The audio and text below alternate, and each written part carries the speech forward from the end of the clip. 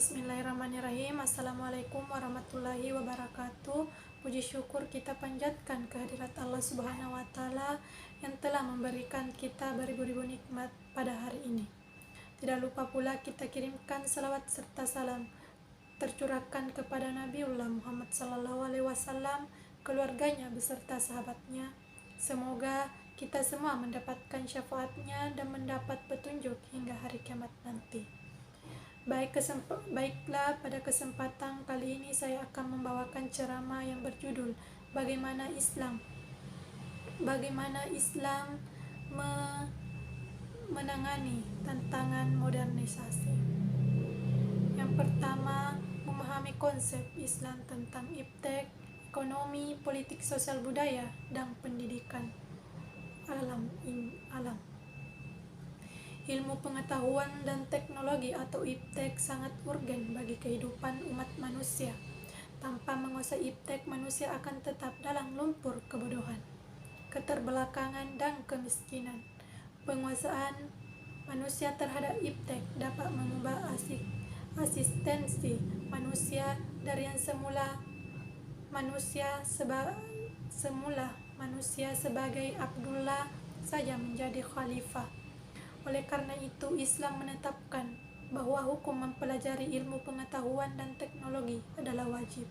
Hadirin yang berbahagia, tanpa menguasai iptek, umat manusia akan mengalami hambatan dan kesulitan dalam menjalani kehidupan di jagat raya ini. Pada zaman modern ini, ukuran maju tidak majunya justru diukur dari penguasaan bangsa itu terhadap iptek.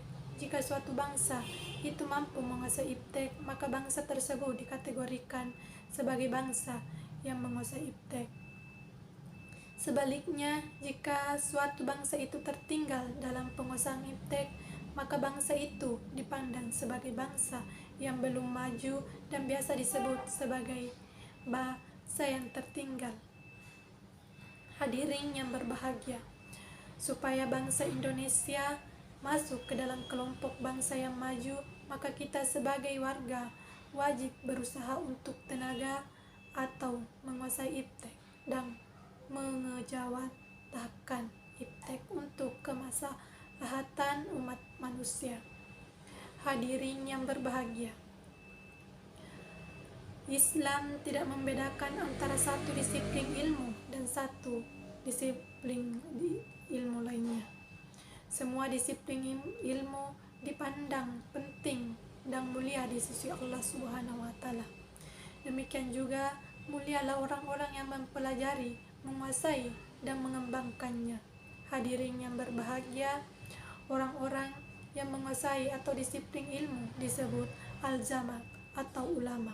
Allah menyatakan dalam firman-Nya bahwa hanya ulamalah bagi sekian banyak umat manusia yang takut kepada Allah Subhanahu wa Ta'ala.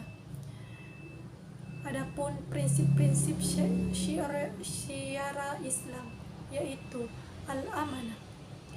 Kita ketahui bahwa kekuasaan adalah amanah atau titipan Allah Subhanahu wa Ta'ala. Amanah tidak bersifat permanen tetapi sementara. Sewaktu-waktu pemilik yang sebenarnya dapat mengembalikannya seperti yang diberi amanah akan diminta pertanggungjawabannya.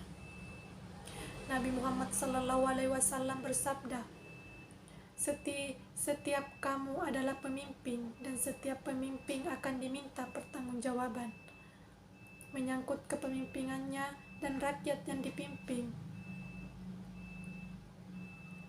Selanjutnya, al-adab atau kekuasaan harus didasarkan atas prinsip keadilan.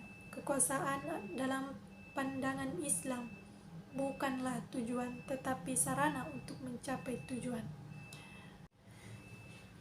Itulah tadi ceramah yang dapat saya sampaikan, lebih dan kurangnya mohon dimaafkan, dan saya akhiri wabillahi taufiq wal hidayah. Wassalamualaikum warahmatullahi wabarakatuh.